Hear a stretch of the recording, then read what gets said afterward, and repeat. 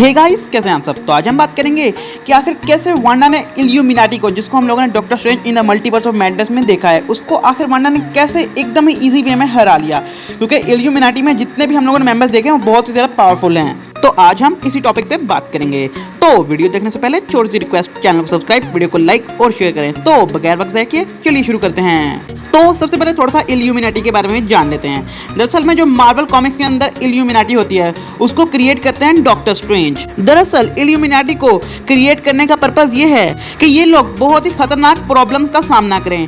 और ये एवेंजर्स के अंदर ही एक छोटा सा ग्रुप है जिनको भी बहुत कम एवेंजर्स जानते हैं। मतलब सब एवेंजर्स को नहीं पता कि इल्यूमिनाटी एक ग्रुप एग्जिस्ट करता है। इनको सिर्फ बहुत ही खास लोग जानते हैं, जैसे कैप्टन अमेरिका जानते हैं, ब्लैक पैंथर जानता है। कॉमिक्स में तो इल्यूमिनाटी के पास एक एक इन्फिनिटी स्टोन भी होता है जिनको ये लोग प्रोटेक्ट करते हैं। मैट टाइटन, थैनोस जैसे लोगों से और भी बहुत सारे विलन से जो इन्फिनिटी स्टोन्स के भूखे हैं। लेकिन जो मार्वल कॉमिक्स की इल्यूमिनाटी होती है वो एकदम डिफरेंट है मार्वल सिनेमैटिक यूनिवर्स यानी कि एमसीयू की इल्यूमिनाटी से। 2005 में जुलाई में न्यू एवेंजर्स के इशू नंबर 7 में सबसे पहली बार इल्यूमिनाटी की अपीयरेंस हम लोगों को देखने को मिली। फिर उसके बाद हम लोगों को doctor strange in the multiverse of madness में 2022 को इल्यूमिनाटी देखने को मिली एकदम लाइव एक्शन में। तो दरअसल मार्वल कॉमिक्स के अंदर जो इल्यूमिनाटी होती है उसके मेंबर होते हैं डॉक्टर स्ट्रेंज, ब्लैक बोल्ट। अगर आप लोगों को ब्लैक बोल्ट का नहीं पता तो मैं आप लोगों को अभी छोटे में एक्सप्लेन कर देता हूँ कि आखिर ब्लैक बोल्ट कौन है। ब्लैक कार बोल्टेगॉन दरअसल में इसका पूरा नाम होता है। ये इनह्यूमन स्पीशीज को बिलोंग करता है और ये इनह्यूमन टीम का लीडर भी होता है। इसकी जो प्लेस ऑफ ओरिजिन होता है दरअसल में वो एटीलैन होता है। अब ये किसी तरह का सिटी नहीं है जो अर्थ पे बेस है, दरअसल में एक ऐसी जगह है जो मून पे बेस है। ये दरअसल में जितने भी इनह्यूमंस होते हैं मून के ब्लू एरिया पे रहते हैं जिसका नाम है एटीलैन। और ब्लैक बोल्ट यानी कि ब्लैक कार बोल्टेगॉन इनह्यूमंस का लीडर होता है। अब बात कर लेते हैं ब्लैक बोल्ट की पावर के बारे में। आखिर ब्लैक बोल्ट की पावर क्या है? दरअसल में जो ब्लैक बोल्ट की पावर होती है वो इस तरह काम करती है। जब भी ब्लैक बोल्ट अपने मुंह से किसी भी तरह का शब्द निकालता है या कुछ भी बोलता है, बस कुछ भी बोल ले, तो उसकी जो आवाज होती है वो इतनी जोर से जाती है ना, उसके सामने जो चीज भी होगी, हत्ता कि प्लेनेट भी होगा तो प्लेनेट भी लिटरली तबाह हो जाएगा। मैंने आप लोगों को आखिर बता दिया कि ब्लैक बोल्ट कौन है। तो अब बात करते हैं नंबर 3 मेंबर के ऊपर। तो वो है प्रोफेसर चार्ल्स एक्सेवियर। तो प्रोफेसर चार्ल्स एक्सेवियर से बहुत से लोग फैमिलियर होंगे कि आखिर कौन है। दरअसल में जो प्रोफेसर चार्ल्स एक्सेवियर होते हैं ये एक म्यूटेंट होते हैं। इनकी जो पावर्स होती है वो दरअसल में ऐसी होती हैं कि किसी का भी जो ब्रेन होता है, उसका दिमाग होता है, उसको रीड कर सकते हैं कि आखिर उसके ख्याल में क्या चल रहा है। और प्रोफेसर चार्ल्स एक्सेवियर किसी को वो चीज भी दिखा सकते हैं जो इन्होंने खुद देखी हो मगर उस बंदे ने ना देखी हो। तो ये इनकी थी पावर्स। तो अब बात करते हैं नंबर 4 मेंबर के ऊपर। तो वो और कोई नहीं, वो नेमोर होता है। अब आप लोगों को नेमोर का नहीं पता तो आप लोगों को बता दूं, दरअसल में ये डीसी के एक्वामैन की तरह है, बल्कि हूबहू वही है। एटलांटिस का राजा है और एक तरीके से आप लोग इसको एंटी हीरो भी कंसीडर कर सकते हैं। तो ये भी इल्यूमिनाटी का मेंबर होता है। तो नंबर 5 मेंबर की बात करते हैं तो वो है हमारा अपना आयरन मैन। जीनियस, करोड़पति, रोमियो, समाज सेवक। तो अब आयरन मैन का तो दुनिया का बच्चा भी जानता है। तो अब बात कर लेते हैं नंबर 6 मेंबर के ऊपर। तो वो है फैंटास्टिक फोर से रीड रिचर्ड्स यानी कि मिस्टर फैंटास्टिक। तो मिस्टर फैंटास्टिक के बारे में भी आप लोगों को पता होगा। ये हम लोगों को देखने को मिले थे सबसे पहली बार तो कॉमिक्स में देखने को मिले थे, मगर लाइव एक्शन मूवीज में ये हम लोग को देखने को मिले थे 2005 की फैंटास्टिक फोर मूवी में। तो अभी मैंने आप लोगों को जितने भी इल्यूमिनाटी के मेंबर के बारे में बताया वो थे कॉमिक्स में। ये लोग कॉमिक बुक्स में एग्जिस्ट करते हैं। लेकिन अभी मैंने आप लोगों को लाइव एक्शन मूवी यानी कि doctor strange in the multiverse of madness की इल्यूमिनाटी के बारे में नहीं बताया। तो मार्वल की जो इल्यूमिनाटी होती है उसकी पहली मेंबर होती है कैप्टन कार्टर, जिन्हें हम लोगों ने सबसे पहली बार व्हाट इफ में देख लिया था और यही है फर्स्ट एवेंजर। दूसरा मेंबर होता है ब्लैक कार बोल्टेगॉन यानी कि ब्लैक बोल्ट। तो इसकी बताने की जरूरत नहीं है कि आखिर किस खेत की मूली है, मैंने आप लोगों को पीछे एक्सप्लेन कर दिया है। तो इल्यूमिनाटी की तीसरी मेंबर कैप्टन मार्वल होती हैं। अब यहाँ पे कैरल डैनवर्स नहीं है, यहाँ पे मारिया रैम्बो है, जिन्हें हम लोगों ने कैप्टन मार्वल 1 में देख लिया था। और दरअसल में जो मारिया रैम्बो होती है वो होती है मोनिका रैम्बो की मदर। दरअसल में हम लोगों ने मोनिका रैम्बो को पहले देख लिया था, वांडा विजन में देखा था उसको सेकंड टाइम, फिर उससे पहले हम लोगों ने उसे भी कैप्टन मार्वल में देख लिया था, मगर वो तब बहुत छोटी सी बच्ची थी। लेकिन मेन टाइमलाइन में मारिया रैम्बो की डेथ हो जाती है। तो हमारे चौथे मेंबर है यहाँ पे मिस्टर फैंटास्टिक। तो यहाँ पे 4 मेंबर तो हम लोगों ने देख लिए है। अब जो 5वां मेंबर यानी कि 5th मेंबर है वो है प्रोफेसर चार्ल्स एक्सेवियर। और जो हमारे 6 मेंबर हैं वो हैं बैरन कार्ल मोर्डो। यहाँ पे लगा होगा आप लोगों को अच्छे वाला झटका कि आखिर क्यों डॉक्टर स्ट्रेंज इनके मेंबर नहीं है। तो इस टॉपिक को मैं किसी और वीडियो में एक्सप्लेन करूंगा। तो अभी हम बढ़ते हैं अपने मेन टॉपिक पे, how Wanda actually killed illuminati. तो जब इस सीन में इल्यूमिनाटी वांडा को रोकने आते हैं तो हम लोग देख सकते हैं कि वांडा ब्लैक बोर्ड की बहुत गंदी वाली काटती है।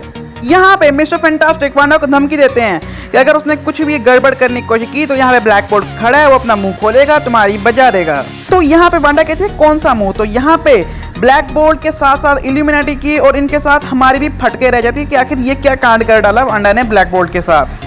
यहाँ पे बेचारे ब्लैक बोल्ट का मुंह ही नहीं है, वांडा ने उसका मुंह ही खत्म कर दिया।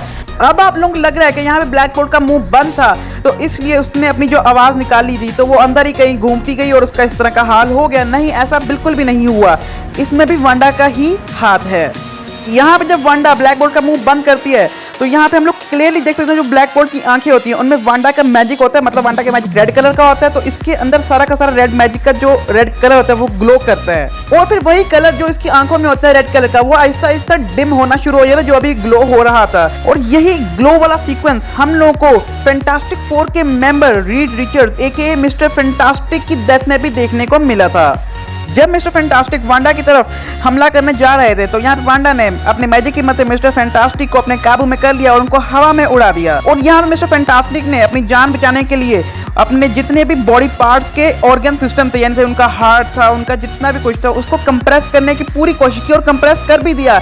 लेकिन वांडा ने यहाँ पे ये चालाकी चली कि उसने अपने मैजिक का इस्तेमाल किया और यहाँ पे मिस्टर फैंटास्टिक जो खोपड़ी होती है उसके अंदर हम लोग देख भी सकते हैं कि यहाँ पे वांडा का मैजिक भी यूज हुआ है जब उनकी खोपड़ी फटती है। स्क्रीन पे आप लोगों को शो हो रहा होगा कि यहाँ पे हम लोग देख सकते हैं कि यहाँ पे वांडा के मैजिक भी यूज हुआ है। तो इससे हम लोग को ये पता लगता है कि आखिर वांडा ने यूं ही इन लोगों को नहीं हरा दिया बल्कि इसके पीछे पूरा सेंस है, एक लॉजिकल आंसर है कि आखिर वांडा ने इनको कैसे हरा दिया।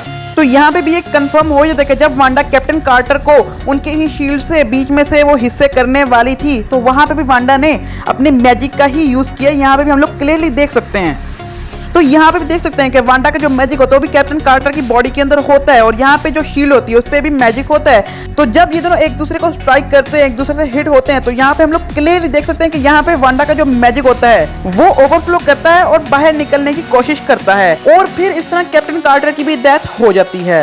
अब बात कर लेते हैं मारिया रैम्बो की कैप्टन मार्वल के बारे में कि आखिर उसकी डेथ इतनी इजी वे में कैसे होगी। तो अब ये जरूरी नहीं है कि हर यूनिवर्स की जो कैप्टन मार्वल है वो बहुत ही ज्यादा पावरफुल होगी और वो थॉर जैसे गॉड ऑफ थंडर का सामना कर सकती है। तो हो सकता है कि इस यूनिवर्स की जो मारिया रैम्बो है उसकी जो कैप्टन मार्वल है वो इतनी ज्यादा पावरफुल ना हो। जैसे हम लोगों को पता है कि कैप्टन मार्वल वर्सेस वांडा का जो फाइट सीक्वेंस था तो बहुत ही ज्यादा कमाल, लेकिन उसमें जब वांडा कैप्टन मार्वल के ऊपर एक स्टैचू गिराती है उससे बस थोड़ी सी डिसअपॉइंटमेंट हुई थी फैंस को। वो कैप्टन मार्वल वर्सेस वांडा की फाइट को थोड़ा और अच्छा कर सकते थे, इसको थोड़ा और लंबा कर सकते थे, लेकिन जितना मिला उतना ही मैं कहता हूँ काफी अच्छा था।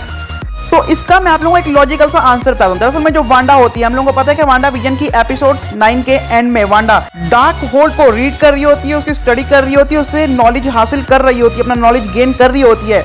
तो इस वजह से वांडा काफी ज्यादा ईवल बनी, काफी ज्यादा स्ट्रॉन्ग बनी और इसीलिए उसने इल्यूमिनाटी की बैंड बजा दी। तो हो सकता है कि जब वांडा ने कैप्टन मार्वल को वहां पे गिराया और फिर अपने मैजिक की मदद जब स्टैचू को उसके ऊपर फेंकने वाली थी तो वांडा ने बिल्कुल कैप्टन कार्टर की तरह उसकी बॉडी में भी कुछ मैजिक डाल दिया हो और फिर जब दोनों आपस में टकराए हो तो इस तरह मैजिक जो होता है कैप्टन मार्वल के अंदर वो ओवरफ्लो किया हो और इस तरह कैप्टन मार्वल की डेथ हो गई हो। और आगे हम लोग देख सकते हैं प्रोफेसर चार्ल्स एक्सेवियर को जो कि वांडा को हराने के लिए उसके माइंड में घुस गए लेकिन हार खुद ही गए। बस चार्ल्स एक्सेवियर की ये वाली डेथ बहुत ही ज्यादा मतलब छोटी थी। हम लोगों ने देखा जब चार्ल्स एक्सेवियर एक्समैन में एपोक्लिप्स को हराने के लिए उसके माइंड में घुस गए, मतलब ऐसा कुछ सीक्वेंस तो हम लोग को थोड़ा सा देखने को मिलता है। बेशक चार्ल्स एक्सेवियर की डेथ होनी हो लेकिन ऐसा कुछ ना कुछ सीक्वेंस हम लोग को यार देखने को मिलता तो बहुत मजा आता। हम इस बात को मानते हुए चल सकते हैं कि जो वांडा होती है उसने डार्क होल्ड को तो स्टडी बहुत ज्यादा किया हुआ है, उसका नॉलेज इसके पास बहुत ज्यादा है। तो इसी वजह से जो वांडा की माइंड कंट्रोल वाली जो पावर होती है वो बहुत ही ज्यादा स्ट्रॉन्ग है और इसीलिए वांडा ने डॉक्टर चार्ल्स एक्सेवियर को हरा दिया क्योंकि वांडा की जो माइंड कंट्रोल वाली पावर होती है वो बहुत ही ज्यादा स्ट्रॉन्ग है प्रोफेसर चार्ल्स एक्सेवियर की निस्बत। अब मैंने आप लोगों को जितना कुछ ही बता दिया है तो उसका अल्ट्रा सुपर लेजेंडरी प्रोमैक्स किस्म का लॉजिकल सा आंसर है जो मैं आप लोगों को अभी बताने जा रहा हूँ। अब आप लोग ये बिल्कुल भी ना समझे कि मेक सेंस ही नहीं करता कि आखिर वांडा ने इल्यूमिनाटी के इतने पावरफुल मेंबर्स को अकेले ही हरा लिया। अब दरअसल मार्वल कॉमिक्स के अंदर एक इवेंट हुआ था जिसका नाम था हाउस ऑफ एम। तो उस इवेंट के अंदर वांडा ने 3 वर्ड्स कह के म्यूटेंट्स को खत्म कर दिया था। वांडा ने बोला था नो मोर म्यूटेंट्स और लिटरली कॉमिक्स के अंदर जितने भी म्यूटेंट्स थे वो खत्म हो गए। तो इस तरह हम लोगों को वांडा की ट्रू पावर का पता लगता है कि आखिर वांडा कितनी ज्यादा पावरफुल है और ये मेक सेंस भी करता है कि आखिर वांडा ने कैसे इतनी इजीली इल्यूमिनाटी को हरा दिया। तो तो मैंने आप लोगों को बता रही दरअसल में इल्यूमिनाटी के इन 5 मेंबर्स की डेथ कैसे होती है, लेकिन इल्यूमिनाटी का भी 6th मेंबर जो कि होता है बैरन कार्ल मोडो, उसकी डेथ मैंने आप लोगों को नहीं बताई क्योंकि उसकी डेथ होती ही नहीं। अब मैं आप लोगों को जाने से पहले बता दूं, दरअसल में जो अर्थ 838 होती है उसका जो सोर्स सुप्रीम होता है वो डॉक्टर स्ट्रेंज नहीं होता, ना ही वोंग होता है, वो होता है बैरन कार्ल मोडो। तो वीडियो करते हैं हम लोग यहीं पर रैप अप। तो यार कैसी लगी आप लोगों को मेरी वीडियो, अच्छी लगी तो कमेंट्स में जरूर बताइएगा। जो लोग हैं हमारे चैनल पर नए वो लोग करें हमारे चैनल को सब्सक्राइब, वीडियो करें लाइक और शेयर करें, और जो लोग हैं हमारे चैनल पहले से वो लोग करें हमारी वीडियोस को लाइक और शेयर करें। अगर आप लोगों को हमारी वीडियोस की नोटिफिकेशन नहीं मिलती तो मेरे चैनल पर विजिट मारें, बेल आइकन को प्रेस करें और मेरी इस तरह की ऑसम वीडियोस का मजा उठाएं। तो मैं इस तरह के मजेदार वीडियोस में मिलता रहूंगा। अब के लिए बाय।